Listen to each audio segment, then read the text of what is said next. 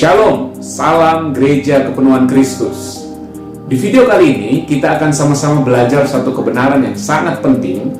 Apakah orang percaya diselamatkan hanya karena iman saja? Seperti yang dikatakan dalam Efesus pasal 2 ayat 8 dan 9. Dikatakan di sana bahwa karena kasih karunia oleh iman, untuk menerima keselamatan itu hanya dengan iman kita bisa diselamatkan. Itu bukan sama sekali oleh perbuatan kita, usaha kita. Jadi jelas di sini ayatnya berkata bahwa kita diselamatkan hanya karena iman, melalui iman. Lalu saudara, di kitab Yakobus pasal yang kedua, di sana dikatakan bahwa iman tanpa perbuatan adalah mati. Bagaimana menjelaskan ini? Seolah-olah kontradiksi. Apakah Rasul Paulus dan Yakobus tidak pernah meeting bareng, atau Roh Kudusnya salah ngomong ke salah satu? Sebenarnya seperti apa? Apa arti dari iman tanpa perbuatan adalah mati? Di video ini kita akan temukan jawabannya. Yakobus 2 ayat yang ke-14 berkata, apakah gunanya, saudara-saudaraku, jika seorang mengatakan bahwa ia mempunyai iman, padahal ia tidak mempunyai perbuatan? Dapatkah iman itu menyelamatkan dia? Dari ayat 14 ini memberi kita petunjuk yang sangat jelas bahwa iman tanpa perbuatan adalah mati. Kata perbuatan di sini berhubungan dengan bagaimana kita memperoleh keselamatan. Karena mungkin Bapak Ibu Saudara sudah sering dengar penjelasan bahwa iman tanpa perbuatan di sini maksudnya adalah setelah Anda diselamatkan, setelah kita diselamatkan, setelah lahir baru, oh iya, pasti kita akan menghasilkan perbuatan-perbuatan yang baik. Jadi perbuatan di situ bukanlah perbuatan untuk kita supaya kita diselamatkan. Nah, ini penjelasannya sebenarnya kurang tepat. Karena menurut ayat 14 ini jelas sekali kata perbuatan di sini dihubungkan dengan iman yang menyelamatkan. Artinya saudara, memang perbuatan ini menentukan apakah benar imannya menyelamatkan atau dia bisa diselamatkan atau tidak.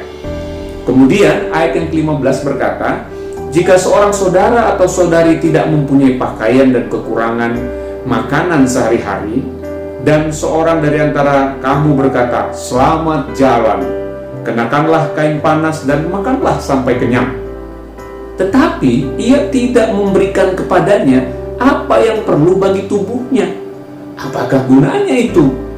Kemudian ayat 17, demikian juga halnya dengan iman. Dihubungkan langsung dengan iman perbuatan-perbuatan yang tadi. Jika iman itu tidak disertai perbuatan, maka iman itu pada hakikatnya adalah mati. Jadi jelas sekali bahwa perbuatan yang dimaksudkan di sini hubungannya dengan bagaimana kita memperoleh keselamatan. Bukan setelah kita diselamatkan baru kita menghasilkan perbuatan-perbuatan baik. Karena betul sekali bahwa setelah kita diselamatkan, kita akan melakukan perbuatan-perbuatan yang telah Allah siapkan. Kita akan mengerjakan perbuatan-perbuatan baik. Namun saudara, di ayat ini, di surat Yakobus ini jelas sekali bahwa perbuatan di sini adalah perbuatan yang menyelamatkan. Nah, apa itu? Kita ikuti terus video ini. Nah, saudara, kemudian di ayat yang ke-18 dikatakan, tetapi mungkin ada orang berkata, padamu ada iman dan padaku ada perbuatan. Aku akan menjawab dia, tunjukkanlah kepadaku imanmu itu tanpa perbuatan, dan aku akan menunjukkan kepadamu imanku dari perbuatan-perbuatanku. Kemudian saudara, dipertegas lagi bahwa kamu katanya beriman. Kalau nggak ada perbuatannya nggak jelas itu. Karena kamu bilang kamu ada iman. Kita buktikan. Kamu cuma ngomong aja, aku akan buktikan bahwa imanku itu dari perbuatanku. Nah, jadi saudara, kalau benar kita beriman, pasti ada perbuatannya, pasti ada tindakannya. Jadi tindakan atau perbuatan itulah yang bisa menunjukkan bahwa kita memang punya iman. Karena orang bisa aja bilang iman, punya iman, tapi kalau nggak ada perbuatan yang bisa menunjukkan bahwa dia punya iman, maka iman yang seperti itu tidak menyelamatkan. Iman yang menyelamatkan menurut Rasul Yakobus di suratnya ini adalah iman yang bisa dibuktikan lewat perbuatan. Loh, kalau begitu kita ini diselamatkan karena iman atau perbuatan? Makin bertentangan dong dengan Efesus 2 ayat 8 dan 9 dan bahkan ayat-ayat yang lain banyak sekali menunjukkan bahwa bukan karena perbuatan kita diselamatkan.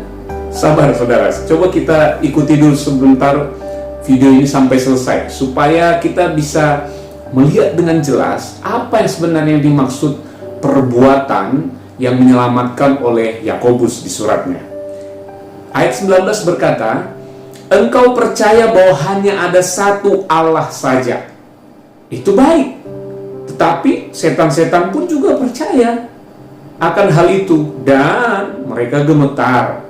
Nah, saudara, ayat ini seringkali juga diartikan, mungkin saudara juga sering dengar, bahwa iman saja tidak cukup. Buktinya iblis juga beriman loh, tapi apakah iman iblis menyelamatkan? Enggak, karena dia nggak ada perbuatannya. Nah saudara, ini kadang bahaya kalau kita nggak mengerti dengan lengkap. Di sini saudara, maksudnya iblis tidak diselamatkan adalah karena memang iblis cuma tahu Allah itu ada, Allah itu esa.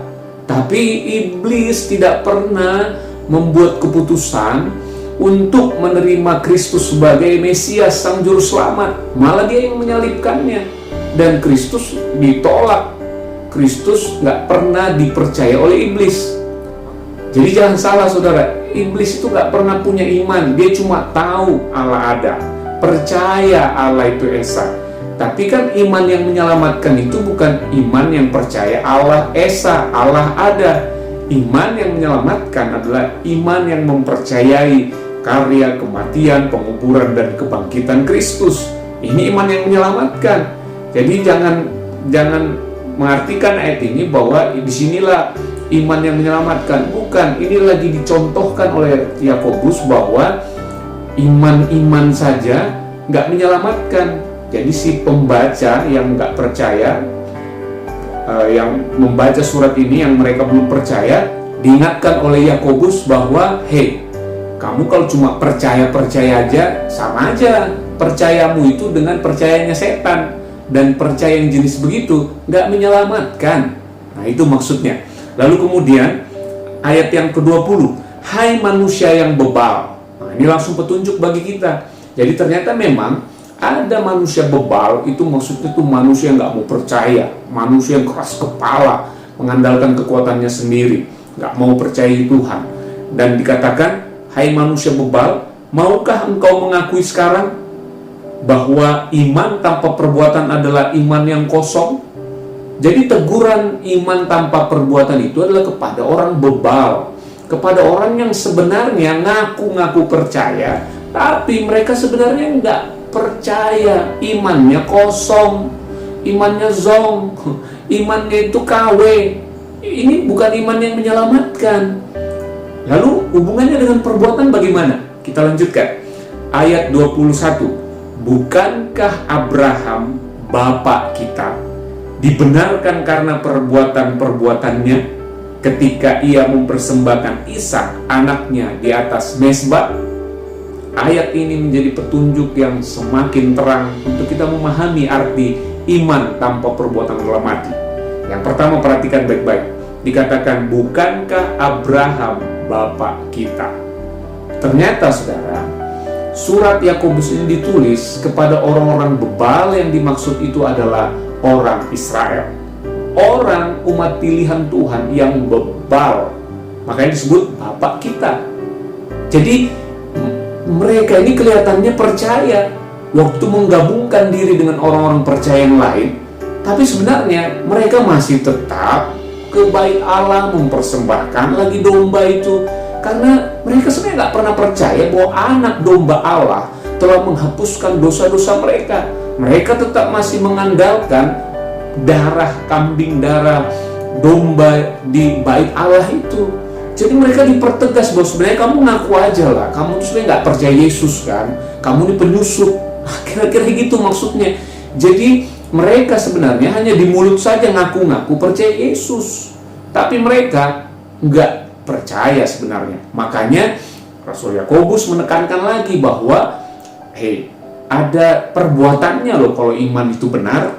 Nah, semakin menarik saudara. Kemudian dikatakan ayatnya yang ke-21 bahwa di situ perbuatan yang membenarkan Abraham adalah apa? Dikatakan ketika ia mempersembahkan Ishak anaknya di atas mezbah.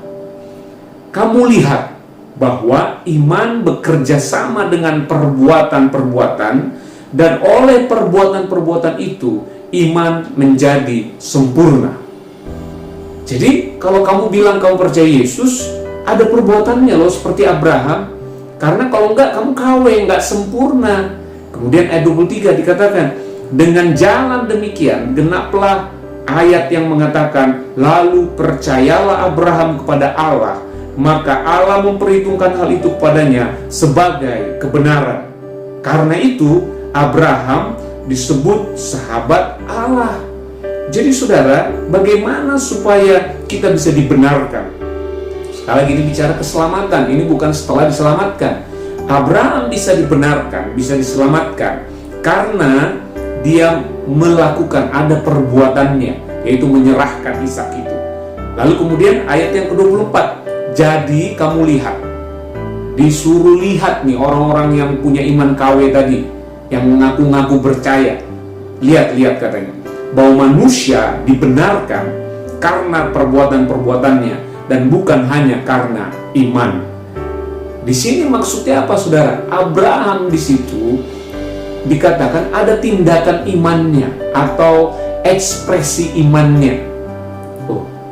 Jadi maksudnya gimana? Iman tanpa iman plus perbuatan maksudnya. Coba kita lihat apa maksudnya di ayat ini. Dikatakan bahwa ternyata Abraham itu karena dia percaya, dia mempersembahkan Ishak. Atau bahasa lainnya, dia mau membunuh Ishak anaknya. Nah, kalau gitu saudara, artinya apa ini? Ternyata ini bukan tentang Abraham mengumpulkan perbuatan-perbuatan baiknya sepanjang hidupnya supaya diperhitungkan layak untuk diselamatkan. Karena berapa kali Abraham mempersembahkan Ishak? Berapa kali dia mau mencoba membunuh Ishak? Satu kali kan? Bukan setiap hari dia kejar-kejar Ishak terus. Tiap hari dia mau bantai Ishak, mau tikam Ishak. Enggak kejar-kejaran. Abraham lagi udah tua, dikerjain Ishak dia. Kalau tiap hari mau bunuh, kan Ishak pasti tahu, wah ini bapakku nih kok mau bunuh aku ya. Enggak gitu kan. Dan apakah iya perbuatan-perbuatan membunuh Ishak itu dikumpulin? Kan enggak, bukan itu maksudnya. Atau perbuatan yang lain, wah nggak usah dibahas lah perbuatan yang lain, banyak banget kegagalan-kegagalan Abraham. Jadi sebenarnya apa maksudnya perbuatan yang menyelamatkan di sini, yang menyelamatkan Abraham? Ternyata saudara, orang Israel, mereka cuma ngaku-ngaku tapi nggak ada perbuatannya. Nah, dikasih contoh oleh Rasul Yakobus, iman yang menyelamatkan adalah ada perbuatan yang seperti Abraham menyerahkan Ishak, membunuh Ishak di altarnya, walaupun akhirnya dihentikan oleh Tuhan. Karena itu gambaran apa?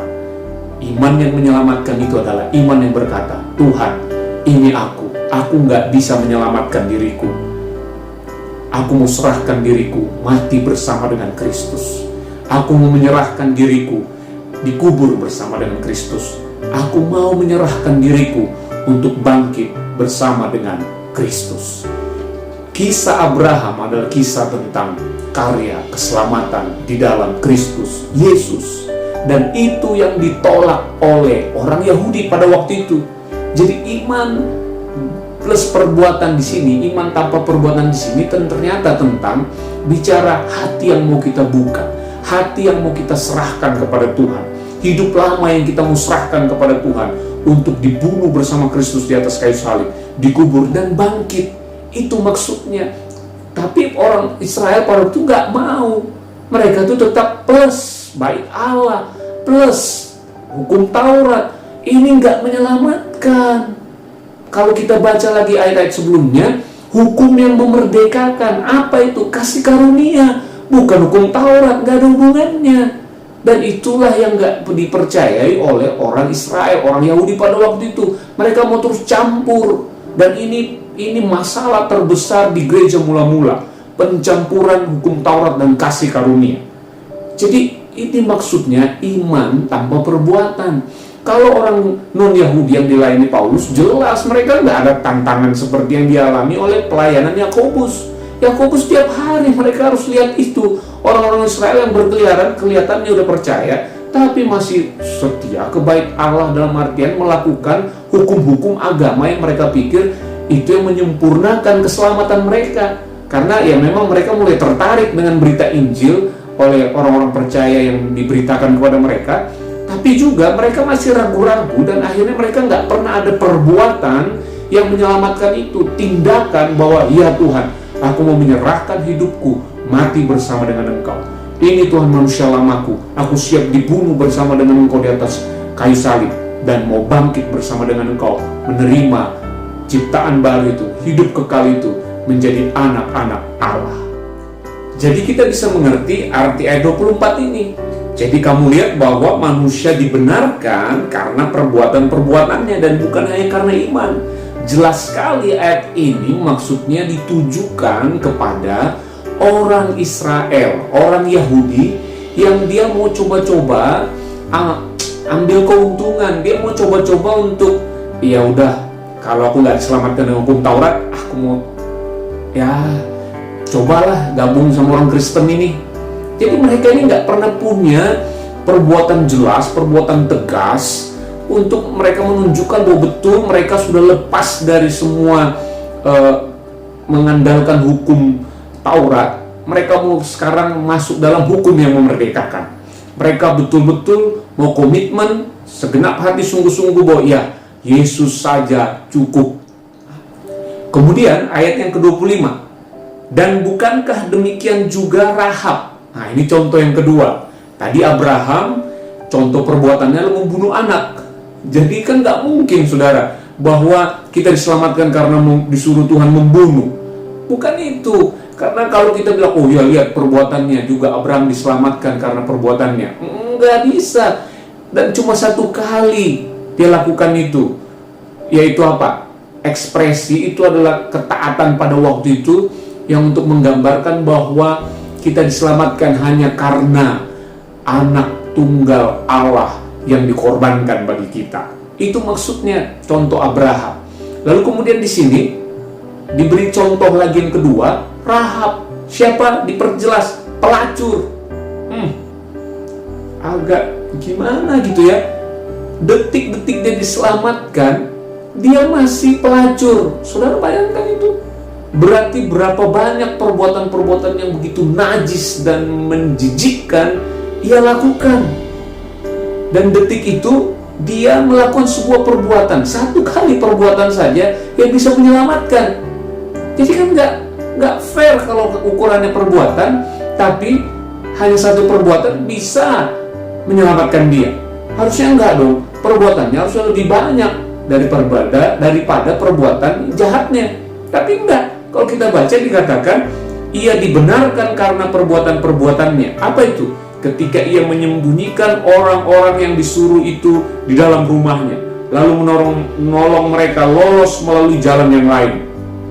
Sebab itu, saudara, dia diselamatkan. Ops, ini makar loh, saudara. Mengkhianati bangsa. Bayangkan penjajah masuk, dilindungi, ditolong, disembunyikan. Ditanya, ada lihat ya? Oh enggak, saya enggak lihat. Bohong. Perbuatan bohong yang menyelamatkan. Are you sure? Yang benar aja. Jadi ternyata, saudara, yang dimaksud iman tanpa perbuatan adalah mati. Kata perbuatan di sini bukan tentang mengumpulkan perbuatan-perbuatan baik supaya diperhitungkan kita diselamatkan. Karena ini pun perbuatan bohong. Gimana bisa Tuhan menyelamatkan orang karena sebuah kebohongan? Itu sesuatu yang nggak mungkin. Jadi maksudnya apa ini? Kenapa dikasih contoh Rahab si pelacur yang bisa perbuatan yang bisa menyelamatkan dia, menyelamatkan manusia. Oh, ternyata saudara, maksudnya adalah kita perlu membuka pintu hati kita. Ketika Kristus datang dalam hidup kita, perlu buka pintu hati supaya dia masuk dalam hidup kita.